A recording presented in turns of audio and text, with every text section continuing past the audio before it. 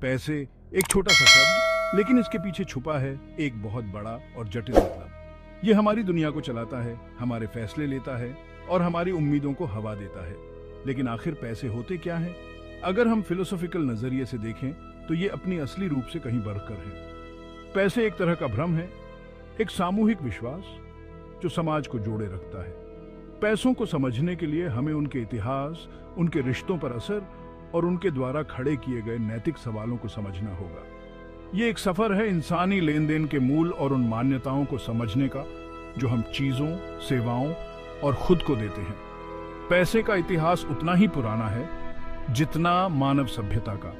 पहले के समय में वस्तु विनिमय प्रणाली का उपयोग होता था, जहां लोग वस्तुओं और सेवाओं का आदान प्रदान करते थे। धीरे धीरे सिक्के और कागजी मुद्रा का विकास हुआ और आज हम डिजिटल मुद्रा के युग में प्रवेश कर चुके हैं। पैसे ने न केवल हमारे व्यापार के तरीके को बदला है, बल्कि हमारे सामाजिक और सांस्कृतिक ढांचे को भी प्रभावित किया है। यह एक ऐसा माध्यम है जो हमें एक दूसरे से जोड़ता है और हमारे सपनों को साकार करने में मदद करता है। लेकिन इसके साथ ही यह नैतिक और सामाजिक चुनौतियों को भी जन्म देता है। हमें यह समझना होगा कि पैसे का सही उपयोग कैसे किया जाए ताकि यह समाज के सभी वर्गों के लिए लाभकारी हो। पैसे की शिक्षा और समझ बच्चों के लिए भी महत्वपूर्ण है ताकि वे भविष्य में जिम्मेदार नागरिक बन सकें। अंततः पैसे का महत्व इस बात पर निर्भर करता है कि हम इसे कैसे देखते हैं और इसका उपयोग कैसे करते हैं। यह एक साधन है, एक उद्देश्य नहीं, और इसे समझना हमारे जीवन को और भी समृद्ध बना सकता है। पैसों से पहले वस्तु विनिमय होता था। यह एक सरल प्रणाली थी जिसमें लोग अपनी आवश्यकताओं को पूरा करने के लिए वस्तुओं का आदान प्रदान करते थे। एक किसान अपना अनाज लोहार के औजारों के बदले दे देता था। यह एक सीधा और स्पष्ट तरीका था जिसमें किसी भी प्रकार की मुद्रा की आवश्यकता नहीं होती थी। यह तरीका सीधा तो था, लेकिन इसकी अपनी सीमाएं थी। सबसे बड़ी समस्या यह थी कि दोनों पक्षों की आवश्यकताएं एक जैसी होनी चाहिए। दोनों की जरूरतों का एक जैसा होना बहुत मुश्किल था। अगर एक किसान को औजार चाहिए और लोहार को अनाज नहीं चाहिए, तो विनिमय संभव नहीं हो पाता था। पैसे एक समाधान के रूप में सामने आए, लेन देन के लिए एक कॉमन माध्यम। इससे व्यापार में एक नई क्रांति आई। शुरुआती पैसों के रूप अक्सर वस्तुएं खुद होती थीं, जैसे कि मवेशी या अनाज। इन वस्तुओं का मूल्य उनके उपयोगिता और मांग पर निर्भर करता था। फिर ये स्टैंडर्ड सिक्कों में बदल गए, जिन पर शासक की मुहर होती थी, जो उनके वजन और शुद्धता की गारंटी होती थी। ये एक महत्वपूर्ण परिवर्तन था जिसने व्यापार को और भी सरल और सुरक्षित बना दिया। ये शुरुआती सिक्के एक महत्वपूर्ण कदम थे। उन्होंने व्यापार को एक नई दिशा दी और आर्थिक गतिविधियों को बढ़ावा दिया।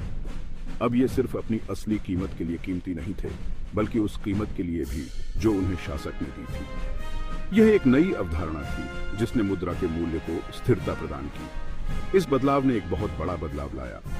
व्यापार अब अधिक व्यापक और संगठित हो गया था।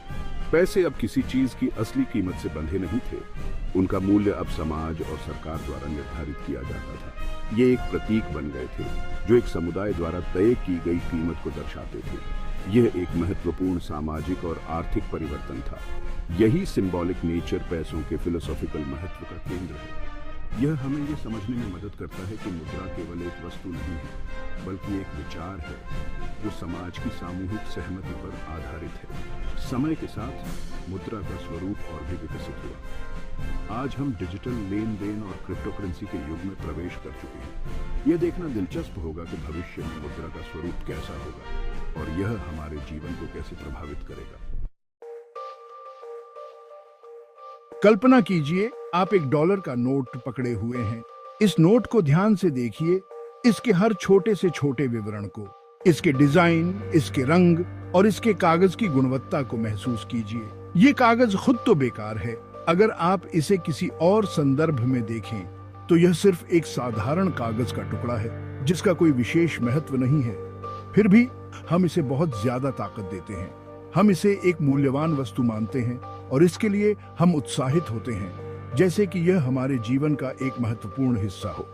ये ताकत एक साझा विश्वास से आती है, एक सामूहिक विश्वास कि इस कागज के टुकड़े को वस्तुओं और सेवाओं के लिए बदला जा सकता है। ये विश्वास हमें एकजुट करता है और हमें एक दूसरे पर भरोसा करने की अनुमति देता है। यही विश्वास पैसों के अस्तित्व की नींव है। यह विश्वास ही है जो इस कागज के टुकड़े को एक मूल्यवान वस्तु बनाता है और इसे हमारे जीवन का एक अभिन्न हिस्सा बनाता है। ये एक सामाजिक समझौता है जो हमारे रोज के लेन देन से बार बार नया होता रहता है। हर बार जब हम पैसे का उपयोग करते हैं, हम इस समझौते को पुनः स्थापित करते हैं और इसे और मजबूत बनाते हैं। हम पैसे इसलिए स्वीकार नहीं करते क्योंकि उनमें कोई असली कीमत है, बल्कि इसलिए क्योंकि हमें विश्वास है कि दूसरे भी ऐसा ही करेंगे। यह विश्वास ही है जो हमें पैसे का उपयोग करने की अनुमति देता है और हमें एक दूसरे पर भरोसा करने की अनुमति देता है। हालांकि यह विश्वास नाजुक भी हो सकता है। यह विश्वास आसानी से टूट सकता है और जब यह टूटता है तो इसका प्रभाव बहुत गहरा होता है। आर्थिक संकट और मंदी इस बात की याद दिलाते हैं कि पैसों की कीमत स्थायी नहीं होती। ये मूल्य बदल सकता है और कभी-कभी ये पूरी तरह से गायब हो सकता है। ये घट सकती है, खत्म भी हो सकती है अगर इसे चलाने वाला सामूहिक विश्वास टूट जाए। जब लोग पैसे पर से विश्वास खो देते हैं तो इसका प्रभाव बहुत गहरा होता है और यह हमारे जीवन के हर पहलू को प्रभावित करता है। इसलिए पैसों को समझने के लिए हमें उनके दोहरे स्वभाव को समझना होगा। लेन देन का एक ठोस जरिया जो विश्वास की एक अमूर्त नींव पर बना है। यह दोहरा स्वभाव ही है जो पैसे को इतना महत्वपूर्ण बनाता है और हमें इसे समझने की आवश्यकता है ताकि हम इसे सही तरीके से उपयोग कर सकें।